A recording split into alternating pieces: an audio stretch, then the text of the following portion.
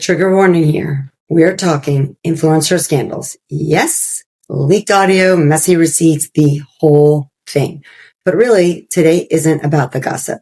It's about something way bigger that really means a lot to me as a licensed clinician, licensed in 9 different states. It's when people sell psychology as a brand. What happens to us real clinicians and to the people who need them. So I want you to buckle in. Listen carefully because this isn't tea for tea's sake. This is about trust, consumer safety, and why credentials actually matter. Hi, I'm Rachel, licensed psychotherapist. I am sometimes sarcastic, never unethical, and I'm always suspicious of anyone selling transformation that comes with a PDF and a so-called proven framework. And unless you've been living under a rock or you are just wisely off TikTok, you've probably seen the Sadia Khan drama just literally blow up. She's a dating coach that goes by at the Sadia Psychology, and she has built this whole brand around high-value dating advice. And now she's actually being accused of a pretty wild set of things. She's allegedly being involved with an engaged man, allegedly misrepresenting herself as a licensed psychologist, and generally not living up to the integrity that she promotes online. And yes, I do know that the internet is obsessed because I had another video go viral and it was all about gossip on my TikTok page. But today we're going to cut through the noise. I'm going to tell you what's out there, what's actually verifiable, and more importantly, why it matters for mental health as a field. And if I could just tell you the amount of DMs that I have received in my TikTok and Instagram about this woman is insane. So let's just dive right in and start with the headlines. And the viral part is actually the affair allegation. There's leaked audio, there's screenshots. These are all blasted across commentary channels. It's on YouTube, it's on TikTok, and I'm going to tag and link the people's videos in my notes here. But the tabloids had a field day. And that is actually the public drama. But separate from the affair stuff is this credentialing issue. And this one's critical and it's close to my heart because, like I said, I'm a licensed clinician, licensed clinical social worker. I am licensed in 9 different states because that is the ethical thing to do. And here's the deal. Using the title psychologist or license of anything is not just like a fashion choice in a bio. In the UK, for example, these titles like practitioner psychologist are legally protected. You actually have to be on the health and Care Professions Council register. They call it the HCPC for short, in order to use that title. And if you aren't and you claim that you are, that's actually a criminal offense. And there's actually an easy way to check this. You can literally type someone's name into that HCPC website, and I'm going to link it in my show's notes. So remember, we have 2 separate issues here. The first one being a messy personal life drama, and the second one being potential misrepresentation of professional authority. But they both matter, and they're not the same thing. Despite how many people love to just lump these scandals together like cheating and licensing are somehow the same sin, but they're not. And here's the bigger picture. Social media doesn't reward nuance. The algorithm rewards hot takes, viral sound bites, and literally certainty. So if you are a glossy coach who packages life advice or the promise to give you back your life like it's science, boom, you're going to go viral. You are going to get hundreds of thousands of followers. You are going to get a lot of subscribers. You will probably even make a lot of money because you are now monetized, and you will probably get a lot of people who will buy your shit. But meanwhile, real clinicians like myself are over here. We are tied to regulation, research, and ethics. And nuance? It is not so sexy on TikTok. There have been studies that show a ton of popular mental health content online is flat out misinformation, or it is way too oversimplified. And that's dangerous. Why? because people actually use that stuff instead of getting the appropriate care. Like imagine somebody watching a 90-second reel on healing attachment wounds or integration and they decide, oh, cool, I don't need therapy anymore. That is not hypothetical. That is actually happening. And it's really harmful. I have literally had clients come into our individual sessions with printouts of TikTok slides ready to debate me. Literally. So here's what all this influencer chaos does to our actual field. One, the trust erodes with true licensed clinicians. A scandal hits and suddenly people are side-eyeing every professional.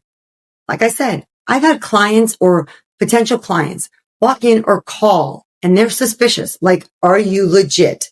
Instead of diving into healing, we're actually wasting time proving that I'm not a scammer, that I have been licensed for 25 years. I've been in private practice for almost 28 years because the first 2 years I was supervised. The second one is this is a risk to consumers.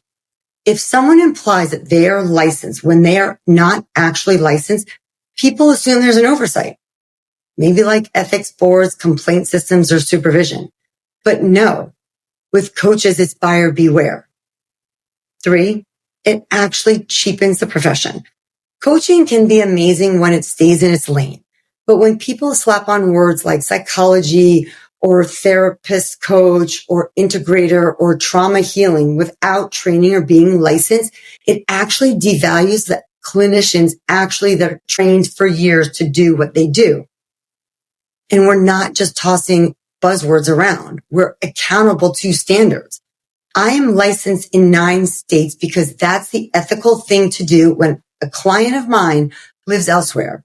And do you know how expensive that is, let alone the mind juggling that it takes for me to keep track of all of my CEUs in each state?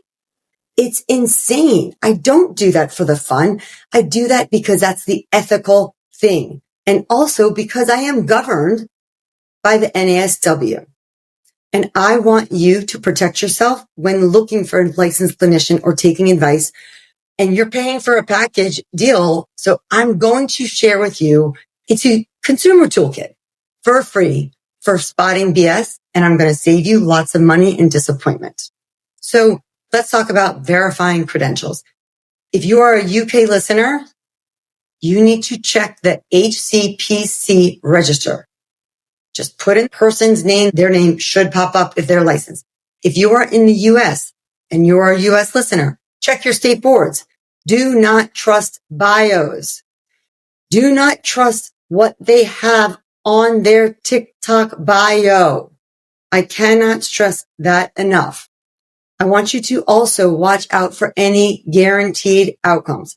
If someone promises to fix trauma or integrate your diagnoses in 5 sessions or with a specific package, nope, that needs to be the largest red flag. I also want you to look for scope statements because the real pros are going to be clear about what they do and don't treat. On my website, you will see my specialty. You will see what I do. You will see what I provide for my clients. You will see what I do and what I don't do. The bottom line is the next thing you want to do is you need to ask for evidence. If someone says it is research-based, ask, what research? Where's the research? And if they just answer, trust me, or like I've written, papers on this, that's not research. You also need to know the complaint route. Licensed professionals like myself have regulators. Coaches usually don't. I'm licensed by NASW. Coaches usually don't have a regulator because they're not licensed. That is it, guys. 5 steps. And you do not need to be a detective to do them because I just gave them to you pretty easily. However, if you can stalk your ex's new girlfriend online in 10 minutes, you can check a register. Now, can we literally hold the influencers accountable without turning into pitchfork mobs? Yeah. I also believe that it's okay to ask for transparency. It's okay to say, hey, show me your license. That's actually consumer safety. And also, accountability doesn't mean we skip over those facts and just jump straight to cancel culture. Because let's be honest, that is where we live today. Everybody just wants to jump to this cancel culture. Say the word alleged when you mean alleged. It actually keeps us honest and safe. So here's the takeaway. Drama is juicy. I know it. But it's a symptom of a bigger problem. The internet can't tell charisma from credentials. So protect yourself. Verify titles. Ask questions. Please do not confuse slick editing and lives on TikTok with expertise. People can be the most amazing public speakers and sell you a bag of dog shit because they're that good. And if you want the resource list that I've mentioned, the ACPC, APA articles, the studies on TikTok misinformation, plus the coverage of those people with this whole Sadia Khan situation, they're going to be linked in my show notes. If this episode made you think twice before paying $3,000 for a PDF or a coaching package, please share it with a friend. And if you are a clinician dealing with influencer fallout in your sessions, I would love to hear from you. DM me because I'd love to feature you or your story and your situation in a future episode because there is so much misinformation out there. And I am a really ethical therapist. And I believe that many people online, because I have seen it myself, and they will poo-poo and they will tell you that these other empirically studied treatments are not good, which a real licensed clinician would never poo-poo another treatment. I'm a DBT therapist. And let me tell you, EMDR, CBT, a lot of other treatments are fabulous. And DBT for many may not be the way to go. And unfortunately, there are people out there that have hundreds of thousands of followers and they are making a lot of money from these videos and their lives. And I just want all of my listeners to be safe and to know what it is that's out there. So although this Sadia Khan is like blowing up and is everywhere on social media, and I feel for those people who purchased thousands of dollars worth of advice from her because they believed she was a psychologist, for you, I'm sorry. And please find it in your hearts to trust another licensed clinician. If you have sat through this entire thing, I appreciate you. This is Rachel with Perfectly Imperfect Me 365.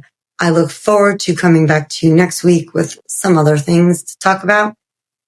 At the end of the day, have a blessed day. Have a great day. Make sure you subscribe, like, please go rate. Follow me on TikTok. Follow me on YouTube. All those links will be in my show notes. And have a great day.